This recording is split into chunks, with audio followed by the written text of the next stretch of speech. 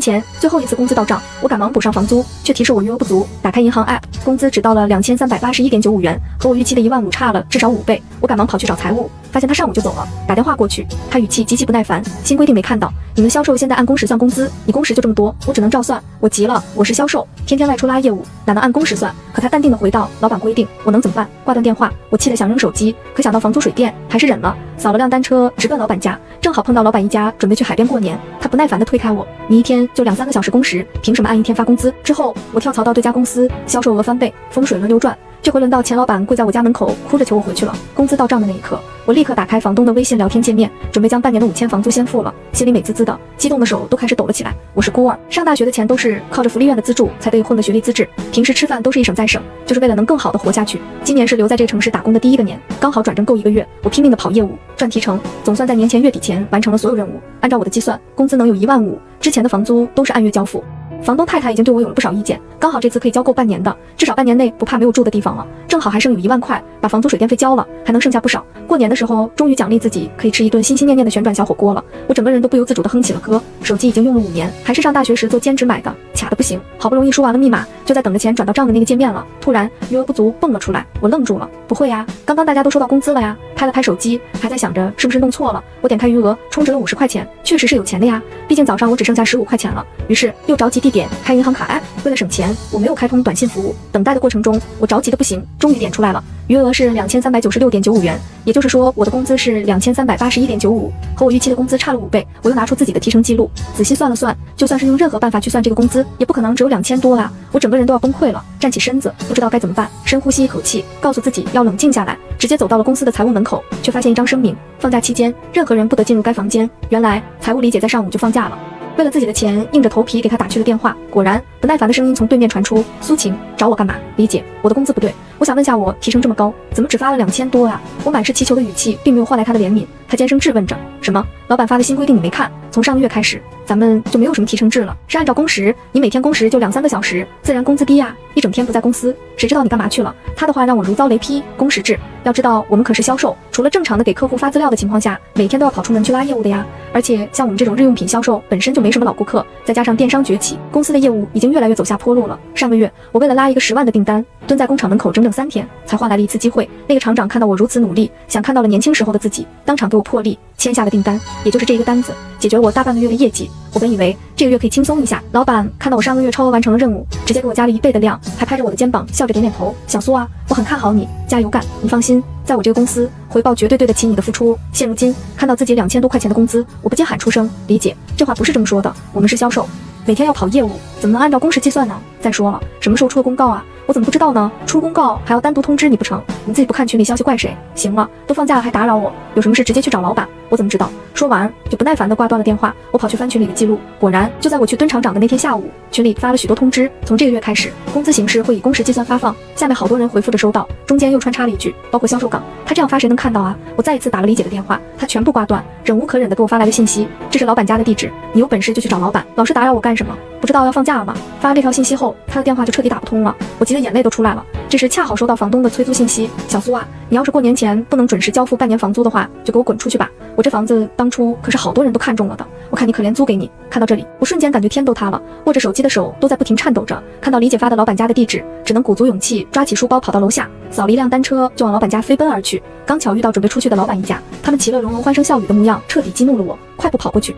老板听到我的喊声，老板有些疑惑地转过身来看着我：小苏，你怎么过来了？虽然我满腔愤怒，痛恨面前这个万恶的资本家克扣我的工资，可还是好声好气地问着他：老板，我上个月超额完成任务，为了拉订单，我每天只吃1顿饭，只睡5个小时，可今天发工资了，我到手2000多。我问了财务理解，他说是您改了工资体系，改成工时发工资了是吗？老板这才点点头：小苏啊，这都放假了，你怎么还在纠结这件事？我觉着当初你在群里也回复了收到吧，现在才反应过来，改工资架构很正常，用不着单独过来问我。其实我明白，上个月除了我都没完成任务，并且从发布那条信息开始，没有一个人出去拉业务，可也没有一个人告诉我出去拉业务没钱了。但我就是恨，我辛辛苦苦了1个月，身子都快要累垮了，在这种1线城市给我2000多，我如何活得下去？我的眼泪不停地掉下来。老板，我们做销售的最主要的就是业绩，您不能这样改啊！您要是这样改的话，我们怎么拿工资？怎么在这个城市里生活下去啊？看到我哭，他冷哼一声：小苏，你看你这是干什么呀？大过年的，你这样多晦气呀！因为是过年，所以他们这个小区的人格外的多。我这么一哭，来来往往的人都站住看着我们俩，就连老板娘搬了行李下来后，看到这一幕，怒气冲冲地瞪着老板。好啊，你给我老老实实的说，这个小姑娘是谁？你把她怎么了？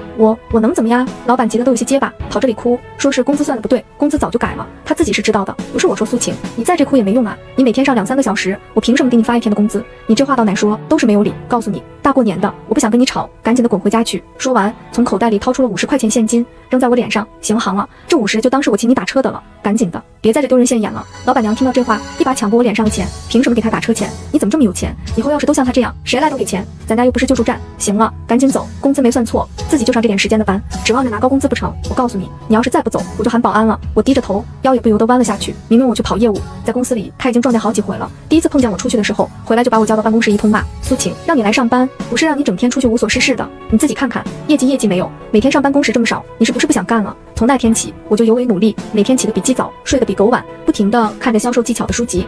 毕竟老员工已经有固定的客源了，每个月打电话就能有些订单，不像我只能一遍遍出去跑。为了省钱，有许多订单都是我用双腿跑出来的。有些客户看到我慢悠悠的跑过来，甚至还会贴心的让我休息一会再说。可现在我这么拼命的工作，换来的竟然是完全不对等的回报。老板更是喋喋不休的骂着我，怪不得是个没人要的野种，什么东西？现在这个市场能有钱就不错了。名牌毕业的大学生，一个月3000块钱都是一抓一大把，我给你这些钱还不满足，你要是看着谁家能给你高工资，欢迎你辞职过去。听到这里我才明白过来，原来这个规定就是在给我自己制定的，想榨干我的所有，再狠狠唾我。我冷笑一声，将脸上的泪水用力擦去，反正我烂命一条，光脚的不怕穿鞋的，那就来啊！我放下书包，双手围在嘴边装作喇叭，大声朝着旁边喊去，都来瞧一瞧看一看啊，克扣员工工资，真是不要脸！我是孤儿，没钱交房租，被房东赶出来了，现在连饭都吃不饱了。就这样，他竟然还克扣我的工资，骂我是没人要的野种，真是不要脸了！大家都来看看，就是这家人，我明白，只有我更豁得出去，钱才有可能会要得回来。他不要脸，我只能比他更不要脸，效果还不错。渐渐的，有人开始指指点点起来，人家一个小姑娘马上就要饿死了，你看看瘦的皮包骨头，